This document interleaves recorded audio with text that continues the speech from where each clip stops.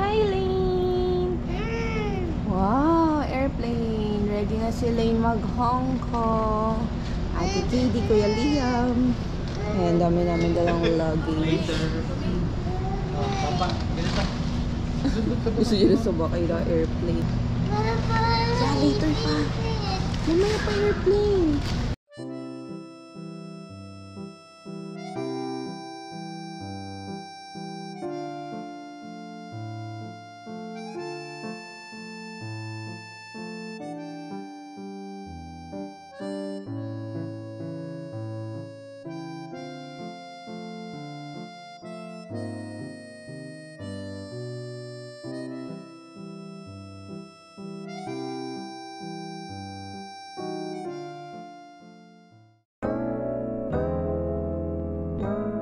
Hi!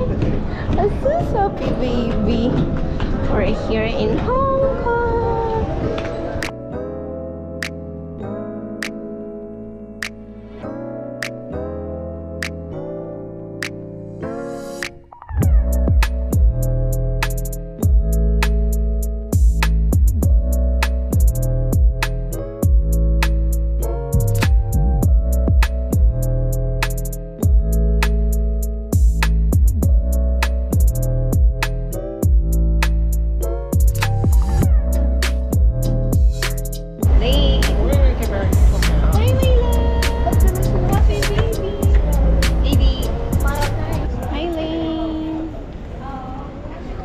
Okay, so nakuha na namin yung check-in luggage and inaantay namin yung stroller ni Lane. Nagpa-nail extension pala ako. Soft shell to. Ayan, ang cute. Nakakaloka. Hanap kami ng stroller. Dito lang pala nila iniwan. So, we're here na sa airport. Mag-withdraw lang ako ng siguro mga 5,000 Hong Kong dollars.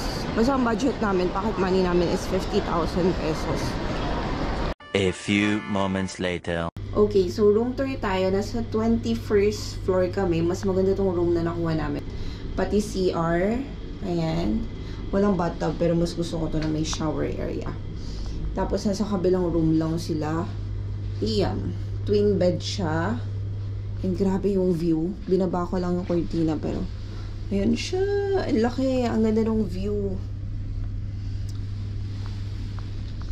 Oo, diba? Nakaka-relax kasi parang tennis area yung nandun sa kabilang side.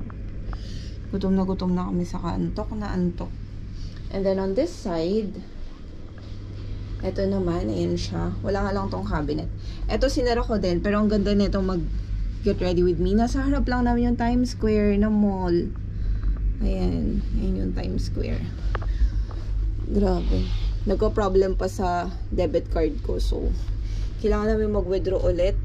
Kasi yung pocket money namin, nagamit namin siya like 41,000 pesos. So, yun yung binayad namin dito sa hotel.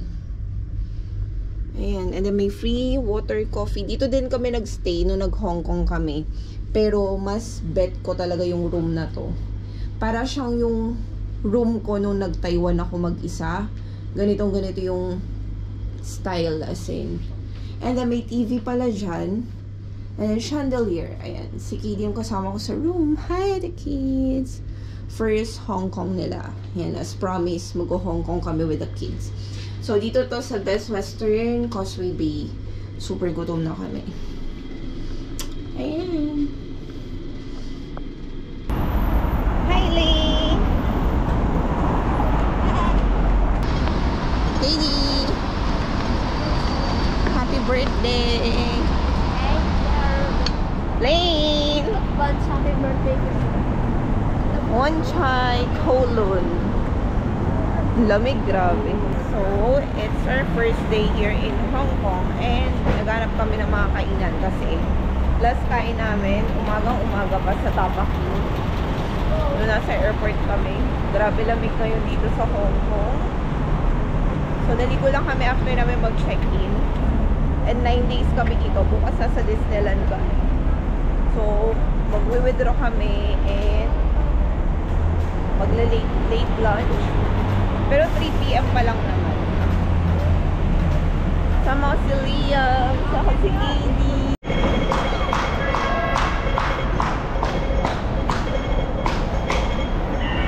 to sa may best egg tart ever. So, 8 Hong Kong dollars. And then, kuha kami ng pineapple bun. Saka, Mexican custard bun.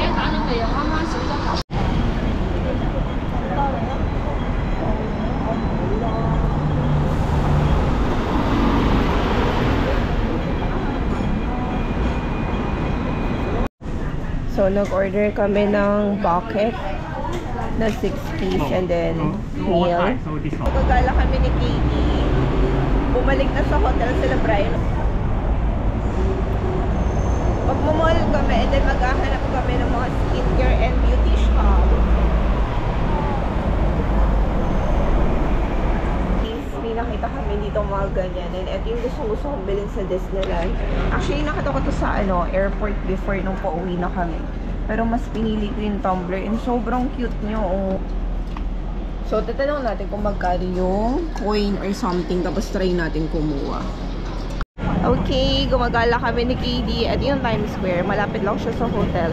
Yung hotel din siya lang sa gilid. Pero yung Sogo na gusto namin punta na puro mga mall din dun sa gilid. Tingin tayo sa Sasa. Parang siyang beauty shop. Parang Sephora, ganyan. Pero, hinahanap ko din yung nearest Sephora dito. Kasi meron daw Sephora dito sa may Causeway Bay. Ayan.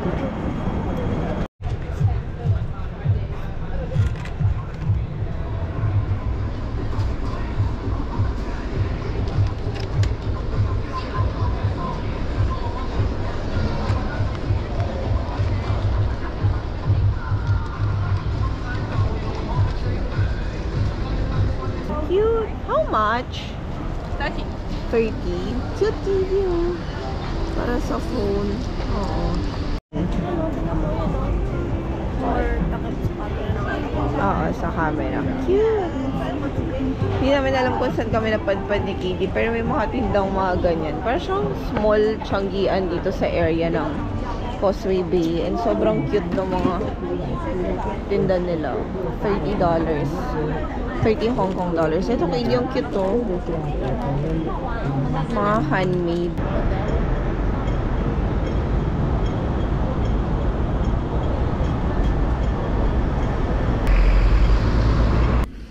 Okay, so katatapos ko lang ayusin tong desk. Kasi may desk dito sa unit namin. Doon kila Brian pala wala. And tingnan nyo, ang laki ng view nito. As in, paikot siya. Ang ganda. Here's our view. Super nice. Kanina may ilaw-ilaw pa yung buildings dyan.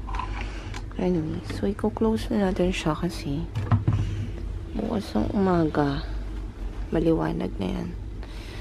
But we will go to Disneyland tomorrow. May mga tinapos lang ako ng work.